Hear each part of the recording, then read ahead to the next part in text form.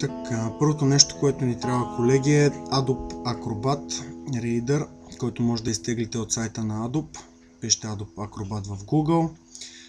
Натискате съответно това, което ви излиза най-отгоре и съответно оттам Install Now. Следвате инструкциите и накрая ще имате вече програмата, с която да си отваряте PDF документите. Ако колегите, които сканират своите файлове и те излизат различни от PDF, има най-различни сайтове, като този onlineconvert.com, който използвам аз. Най-удобен е, безплатен е, за да може да конвертирате вашите файлове различни от PDF, съответно така че да са PDF.